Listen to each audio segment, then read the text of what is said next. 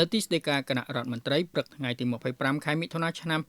2026អារ៉ាប់ទេសរដ្ឋមន្ត្រីអៀងម៉ូលីប្រធានអាជ្ញាធរជាតិប្រយុទ្ធនឹងជំងឺអេដអញ្ជើញជាអធិបតីដឹកនាំកិច្ចប្រជុំពេញអង្គអាជ្ញាធរជាតិប្រយុទ្ធនឹងជំងឺអេដលើកទី1ឆ្នាំ2026កិច្ចប្រជុំពេញអង្គនេះមានការអញ្ជើញចូលរួមពីសំណាក់អាដាមលោកជំទាវលោកស្រីជាប្រធានគណៈកម្មាធិការប្រយុទ្ធនឹងជំងឺអេដក្រសួងស្ថាប័នរាជធានីខេត្តនិងក្រុមការងារប្រយុទ្ធនឹងជំងឺអេដក្រសួងស្ថាប័នព្រមទាំងប្រធានលេខាធិការដ្ឋានប្រយុទ្ធនឹងជំងឺអេដរាជធានីខេត្តអង្គការជាតិអន្តរជាតិនិងអង្គការសង្គមស៊ីវិលសរុបចំនួន190នាក់កិច្ចប្រជុំនេះមានគោលបំណងសំខាន់ពីរមួយពិនិត្យនិងវាយតម្លៃរួមគ្នានៅវឌ្ឍនភាពសមិទ្ធផលនិងប្រសិទ្ធភាពនៃការងារប្រយុទ្ធនឹងជំងឺអេដសម្រាប់រយៈពេល6ខែដើមឆ្នាំ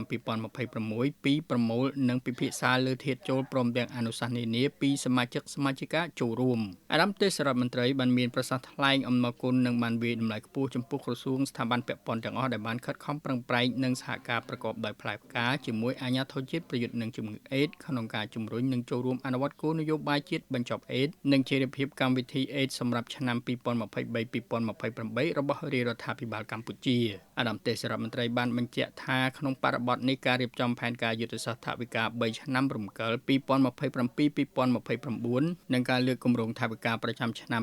2027ត្រូវតែធ្វើឡើងដោយស្មារតីហ្មត់ចត់និងទទួលខុសត្រូវខ្ពស់ស្របតាមសារាចរណ៍លេខ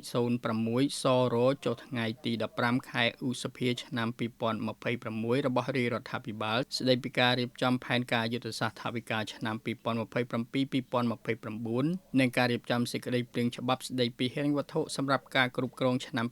2027ផងដែរក្នុងគោលបំណងបង្កើននូវភាពម្ចាស់លើវឌ្ឍនភាពនៃគុណវិស័យនិងការរៀបចំយន្តការឆ្លើយតបមេរោគអេដនិងជំងឺអេដអាជ្ញាធរជាតិប្រយុទ្ធនឹងជំងឺអេដបានរៀបចំផែនការយុទ្ធសាស្ត្រនិងអនុវត្តសកម្មភាពរួមទាំងការតាមដាននិងវាយតម្លៃឆ្លើយតបមេរោគអេដនិងជំងឺអេដផែនការនេះបានផ្ដោតសំខាន់លើគោលដៅ